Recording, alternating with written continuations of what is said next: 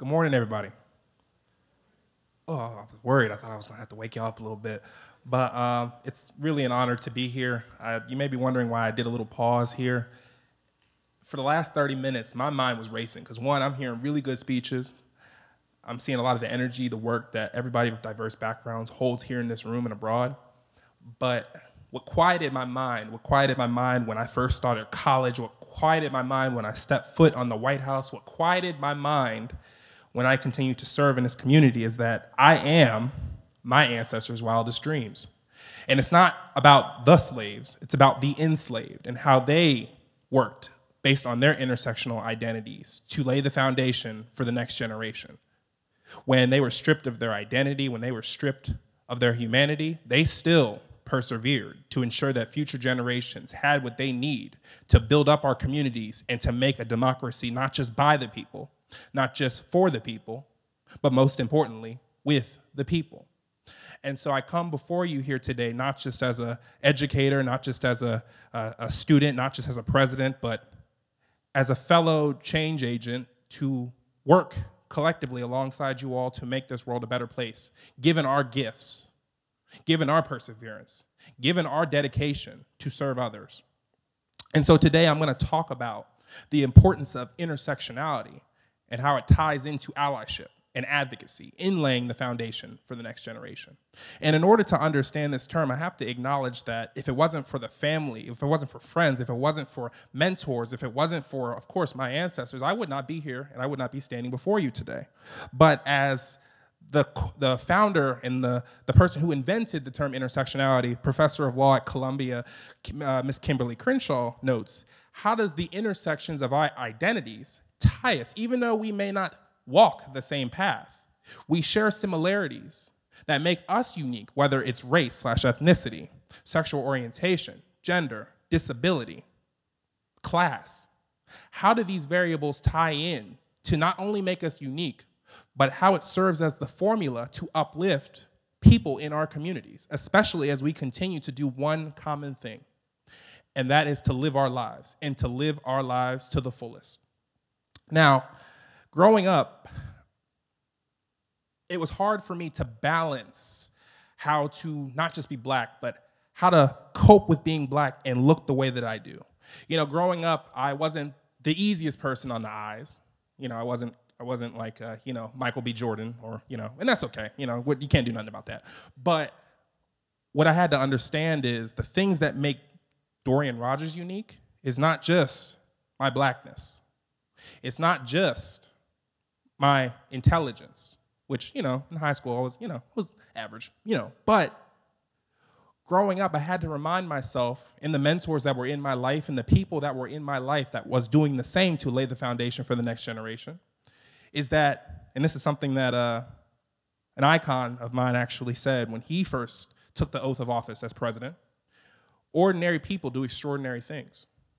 Now, how do you grow up when being Black, you're often told that the work that you do, you have to work twice as hard, that you have to continue to cope and wear that coat of armor to deal with the inequities and the injustices within our society.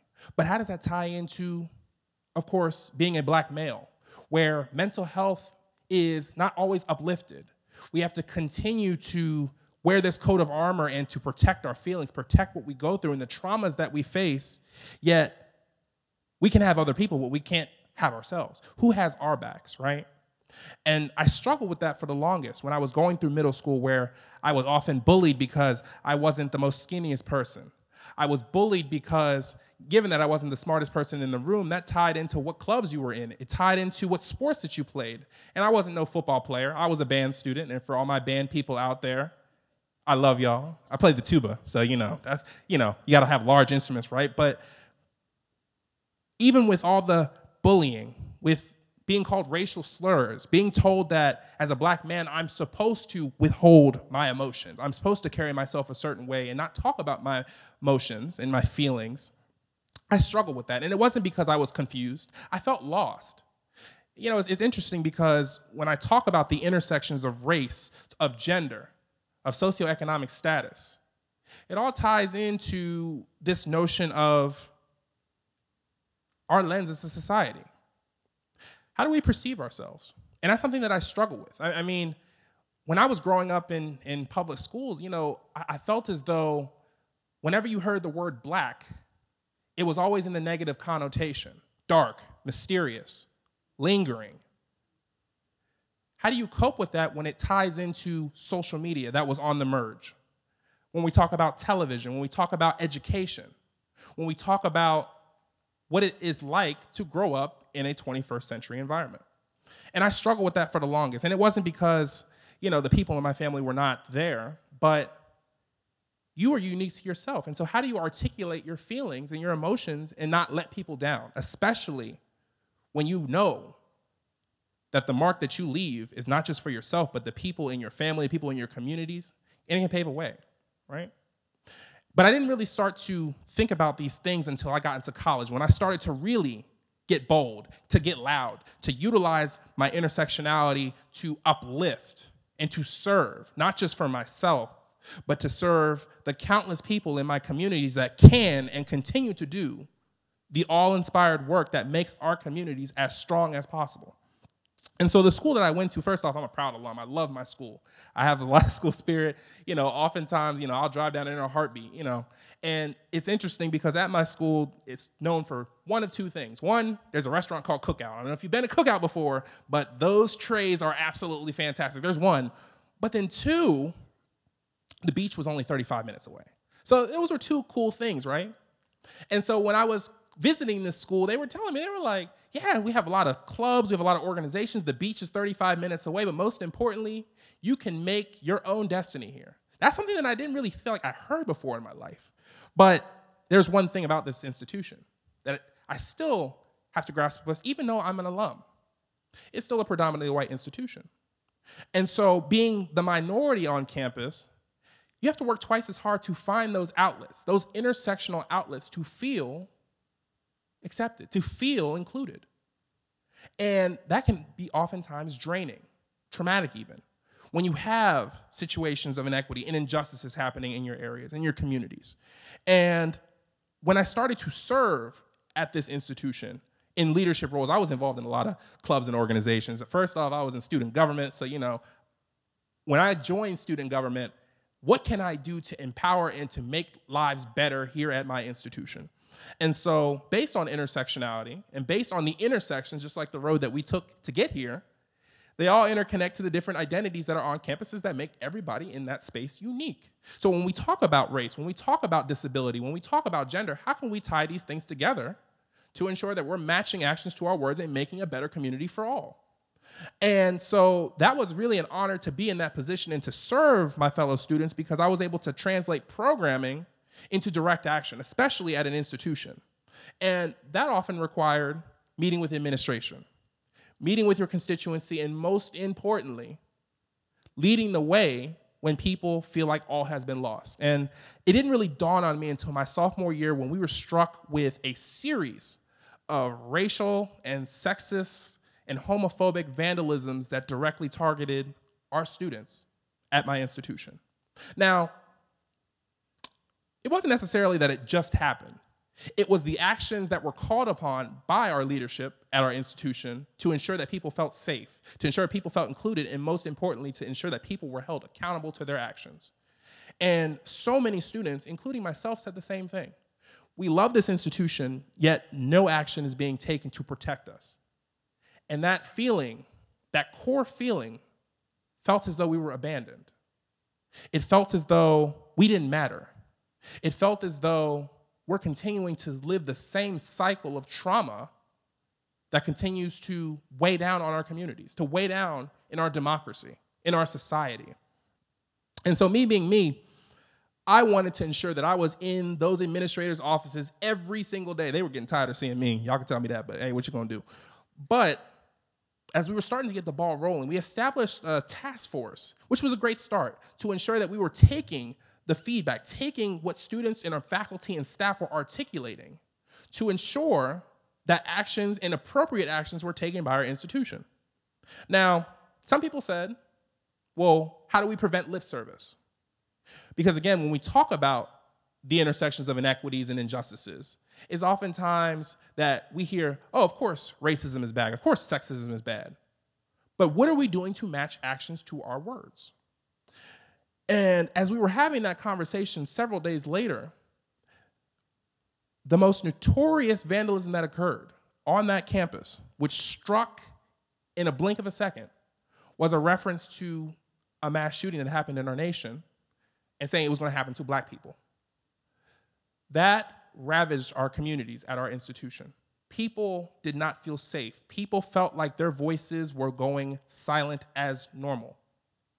And the crazy thing about that entire situation was this wasn't the first time that this defamation has happened. And so students lost faith. They lost confidence. But when we were able to mobilize, when we were able to get together, we made one thing clear. We called on our administration to do one simple thing: match actions to your words. And so in alignment with our administrative leadership, we put together a rally of over 900 people. And, you know, even though I worked with my fellow colleagues to make this happen, even when the idea that I brought to the table felt impossible, the one thing that I was reminded of by my family, my friends, my mentors, is that we're here to make the impossible possible.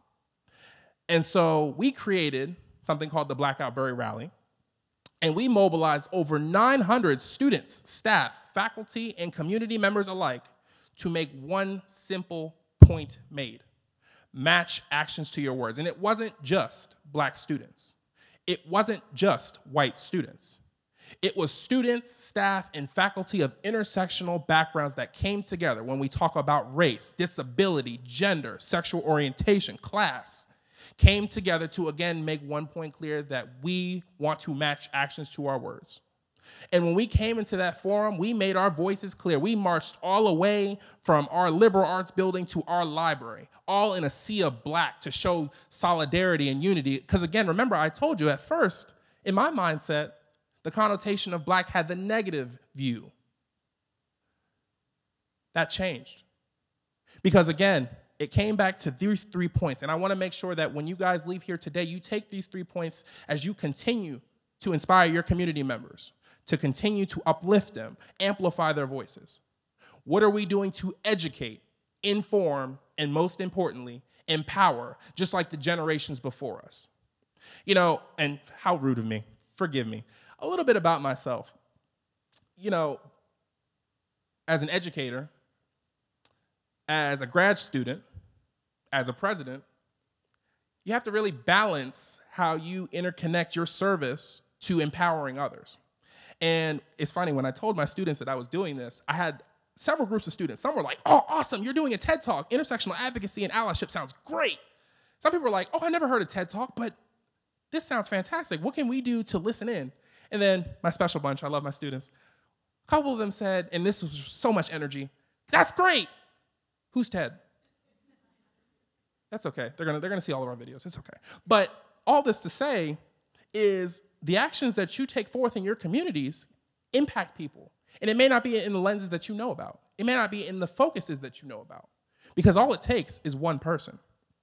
I grew up to first-generation college students. My mother and my father both served in the United States military proudly. But there was one thing that stuck out when we talk about intersectional advocacy in my upbringing, and it wasn't even with the term of the phrase, in the word choice: stubbornness.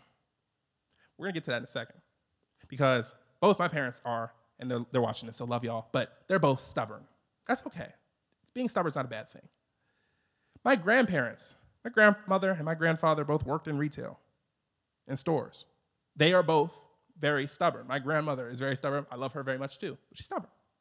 My great-grandparents was a glassmaker and sharecroppers. And despite Jim Crow and despite the institutions that tried to set people that looked like me back, they continue to remain stubborn, to continue to uplift their children and their children's children. And most importantly, as I started off, I am the ancestor of the enslaved, not the slaves. And that's important because when we talk about intersectional advocacy, when we talk about how these intersections tie into our ability to educate, inform, and empower, we must first acknowledge.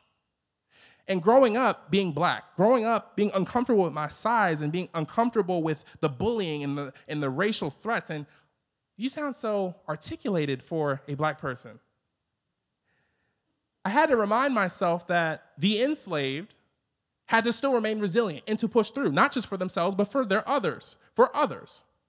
And it's interesting because as I think back on it, and I continue to apply this to what I do in the community, in the way that I serve, it's as though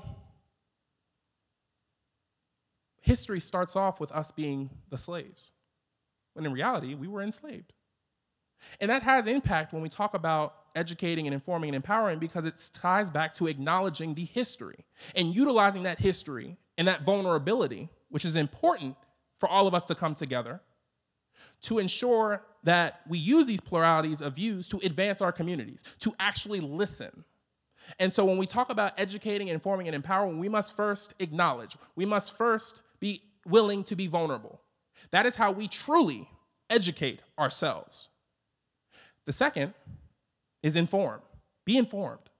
Now, we don't expect you to be the magical whiz of history, of culture, of ideology, but as human beings alike, we have one thing in common: our ability to learn and to evolve. How do we utilize those factors to evolve our communities, to ensure that we are working together as a collective, but of course, in our abilities to educate ourselves in our diverse experiences as unique peoples? So we must educate and we must inform, and most importantly, we must empower. Now, these 3 points can be draining. They can be tiring. I can't tell you how many times where I walk out of my dorm room when I was a college student and being screamed the N-word when you know that your face is all over campus because you're trying to push for a better life for not just yourself, but for students alike, not just students that look like you, but students who are there to empower and to lead their communities, to be better people, to be better humans. It can be draining, it can be traumatic, and it can be tiring, but I'm here to remind you that if you've touched one person, and I'm sure each and every one of you have at least touched one person in your lives, just like somebody has done to you, you have succeeded. Because they can carry that work forth and not necessarily mimic you, but to advance what you're pushing out. You know, people tell me all the time, the people that I always talk to, people that look up to me, they always say, Dorien, we're trying to fill your shoes.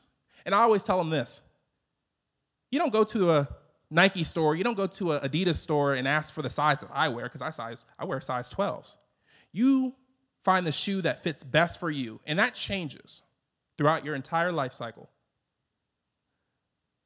But with that being said, fill your own shoes.